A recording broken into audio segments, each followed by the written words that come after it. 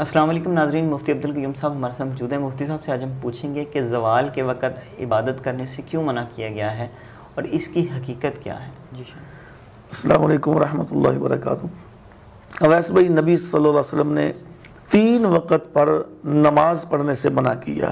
نماز سے مراد کوئی بھی نماز، یعنی کہ نماز جنازہ ہو، نماز استسقاء ہو، نماز عید ہو، یا نفلی نماز ہو، یا کوئی بھی نماز ہو، آپ نے الغرض کہ آپ نے عبادت کرنے سے، نماز پڑھنے سے 3 اوقات پہ منع کیا ہے۔ ایک وقت جب سورج طلوع ہو رہا ہوتا ہے، طلوع شمس کے وقت، دوسرا جب سورج بالکل سر کے اوپر زوال کے ٹائم پہ، یعنی کہ سر کے اوپر ہوتا ہے اس وقت، اور تیسرا جب سورج غروب ہو رہا ہوتا ہے۔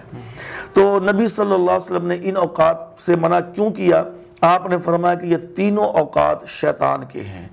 جب سورج طلوع ہوتا ہے تو شیطان اس کے سامنے کھڑا ہو جاتا ہے، تو جو سورج ہے نا، یہ اس کے سامنے سے، یعنی کہ ایسے اس کے سامنے سے طلوع ہوتا ہے، یعنی کہ یہ جو اس کو کرنین کہتے ہیں، جس کو ہم پڑپڑی کہہ لیں اپنی زبان میں، کرن تو سینگ کو کہتے ہیں۔ پیارے نبی صلی اللہ علیہ وسلم نے یہ لفظ استعمال کیا ہے کہ شیطان کے سینگوں، یعنی کہ یہاں 2 پڑپڑیوں کے درمیان سے جو بالکل اس کے سامنے سیدھا کھڑا ہو جاتا ہے، تو یہ جب سورج طلوع ہوتا ہے، اور جب بالکل سر پہ ہوتا ہے اس وقت بھی یہ اس کے نیچے شیطان کھڑا ہو جاتا ہے۔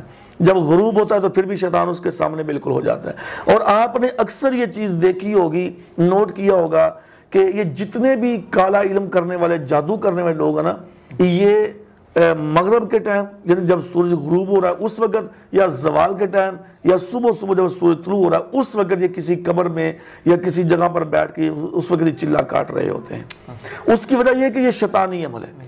تو اس لیے نبی صلی اللہ علیہ وسلم نے ان اوقات سے نماز پڑھنے سے منع کر دیا، چونکہ یہ اوقات جو ہیں یہ شیطان کے ہیں۔ تو اگر کوئی آدمی اس اوقات میں، ان اوقات میں نماز پڑھے گا، تو آپ نے کہا یہ منع ہے، حرام ہے، مکروہ ہے۔ تو اگر کوئی اس میں نماز پڑھتا ہے تو گویا کہ اس کے تشبیہ ہوتی ہے شیطان کی عبادت کے ساتھ۔ شیطان سامنے آ جاتا ہے زوال کے وقت، غروب کے وقت، طلوع کے وقت، تو گویا کہ وہ آدمی شیطان کی عبادت کر رہا ہے، تو اس کی تشبیہ نہ ہو جائے، اس لیے نبی صلی اللہ علیہ وسلم نے اس چیز سے منع کر دیا، زوال کے وقت، طلوع کے وقت اور غروب کے وقت۔ تو یہ چونکہ شیطان اور شیطان کے ماننے والے جو لوگ ہیں، یہ ان کی عبادت کا ٹائم ہے، اس لیے اسلام نے ہمیں اس چیز سے منع کر دیا ہے۔ بہت شکریہ جی ناظرین، اللہ تعالیٰ ہمیں مل کی توفیق عطا فرمائے۔ اگلے پروگرام میں پھر حاضر ہوں گے۔ اللہ حافظ۔ دعوت قرآن و سنت اپنی یہ پہچان ہے۔